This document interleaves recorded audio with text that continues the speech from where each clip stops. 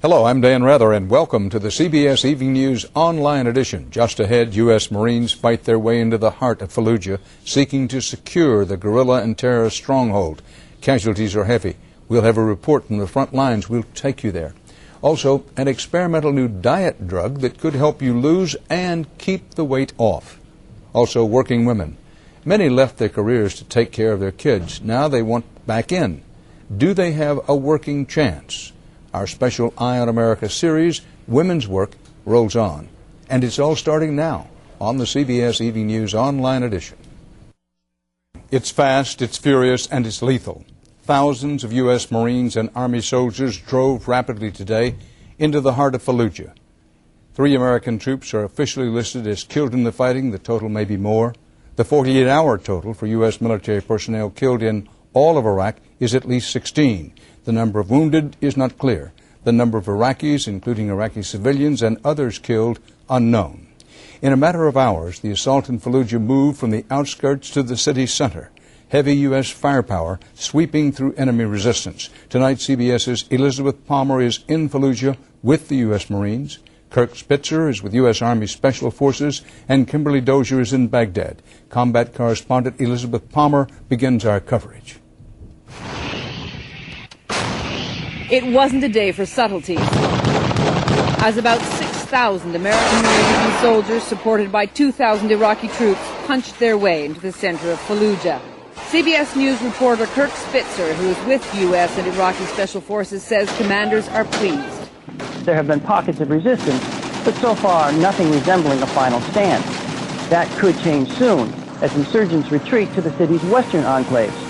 So far, troops on the western side of the river have not attempted to cross into the city, waiting perhaps to trap the rebels between the river and the advancing troops from the east.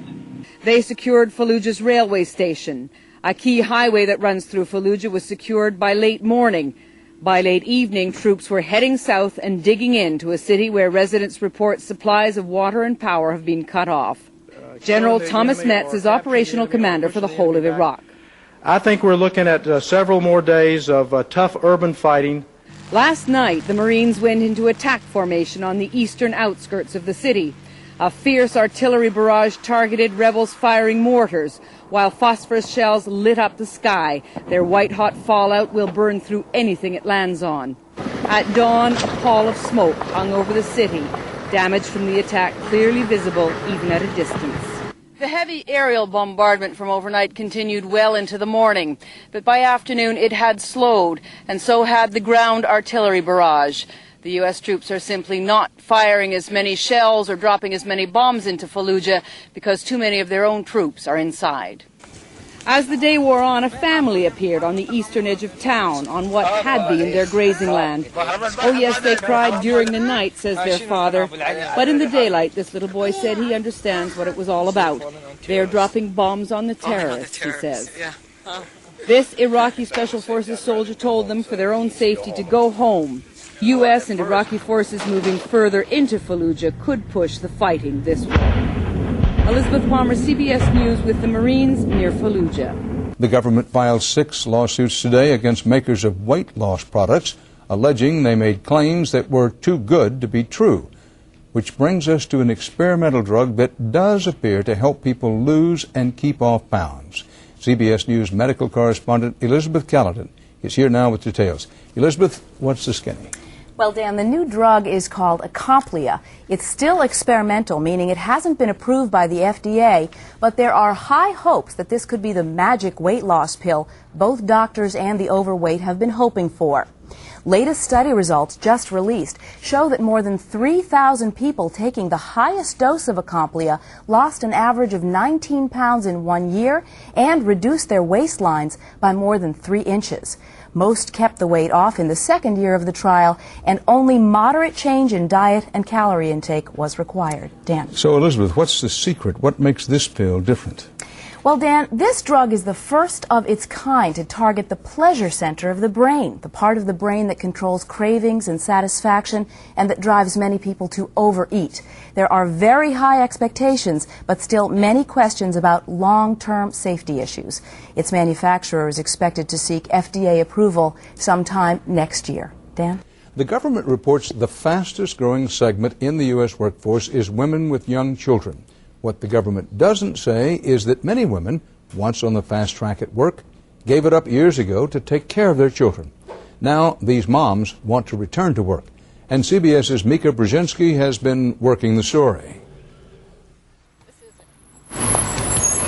When Ann Marcus was pregnant with her third child, she decided to take a leave of absence from her career. It was becoming harder and harder to balance it. A leave that lasted 7 years. You don't want a PBJ? What do you want to have? It seemed like the right thing to do until her daughter dropped this one on her. And she said, I don't see why I have to do my schoolwork. I'm just going to grow up and stay home like you do. That propelled Ann into reconsidering work, joining these women at a networking seminar. Women who, like her, once had fast-track careers. And the last job was in the trust and private banking area. I was a project officer for an international nonprofit. I was a litigation attorney doing products liability work. On average, this group has been out of work for 10 years, and now they want back in. Work is about skills, and you all do have skills. Call them sequencing moms. Forget trying to balance simultaneous family and career. A trend now is to allow for seasons in life, saying you can have it all, just not all at the same time. I loved it and hated leaving, but I had 2 children, so it just wasn't going to work. Sylvia Ann Hewlett of the Center for Work-Life Policy says that 2/3 of women who left work to raise children, it's not at all easy to get back in, want to re-enter professional life. There is a feeling often in companies that women who've been out have lost their skills, lost their networks, and so there clearly is a reluctance to hire. Her recommendation? Don't stop working. But if you can take a slow lane, take one of these reduced-hour jobs, it's much better than taking an off-ramp. These women are looking for the on-ramp leading back to work, just not necessarily the same job. And it just needs to be interesting and challenging and, compensate me enough to cover the babysitter. You're going to try and get back into full-time work? No. I would love to do something part-time. Their biggest roadblock may not be getting a job. How many of you have husbands who are ready for you to go back to work as long as it doesn't affect them in any way? Not a problem for Ann Marcus, who's confident about her next step. I think we know that we can have what we want. I don't think we have to be content to take someone else's word for what we can have. As she considers the options for the next season in her life.